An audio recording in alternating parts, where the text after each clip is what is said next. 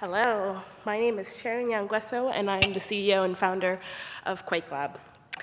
So whenever I tell people that I work in the diversity, equity, and inclusion space, I get this brilliant combination of a head tilt, a smile, and a knowing nod. I think I saw some just now. Amazing. The knowledge about my career makes sense to people, not because I am an expert in systems designs and systems thinking, and not because I've been obsessed with history since before I could spell Renaissance, although in fairness, I still cannot spell Renaissance. Rather, it makes sense because I am Black and because I am a woman. For more than 5 decades, DEI has been positioned as a social, an ethical, or a moral concept that focuses on morally pushing folks towards behavior change.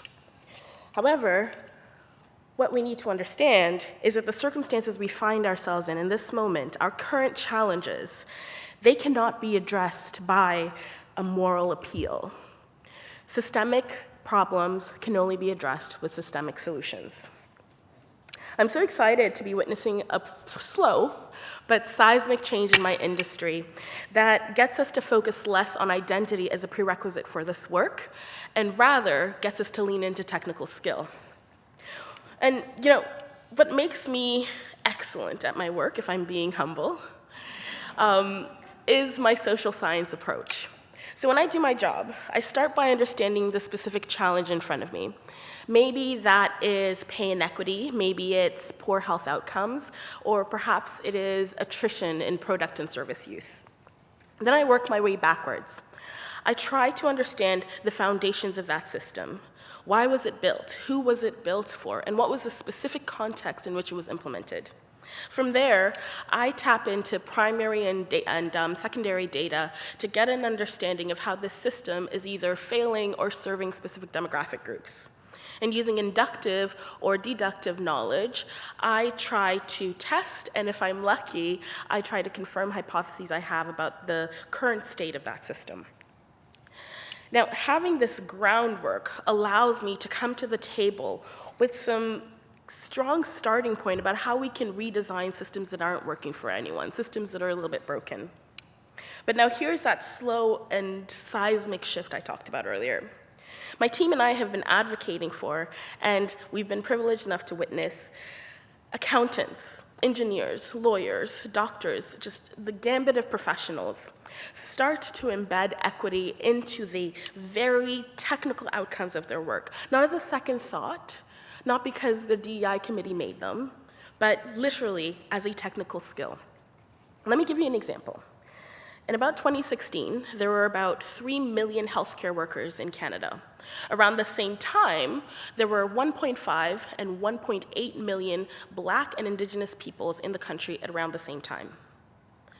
Black people and Indigenous people cannot be single-handedly responsible for course-correcting the historical inequities that have given us economic inequality, have given us poor health outcomes, and social unrest. It's more feasible, I would say, if those 3 million healthcare workers were technically trained to practice equity as a part, as a skill in the actual practice of their work, in the actual performance of their work.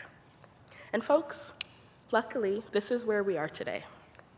We're moving away from depending on compassionate people as our sole mechanism and moving towards building compassionate systems.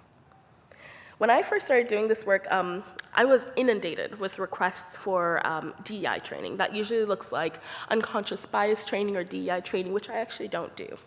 These trainings are predicated on the idea that our silver DEI bullet is either diversification or general knowledge building. Thankfully, I no longer am asked to do that too much anymore, because what people come to me and my company and my team at QuakeLab for is usually either to help them rebuild and design equitable structures, or, my personal favorite, to train professionals in how they can embed equity into, once again, the very outcomes of their work.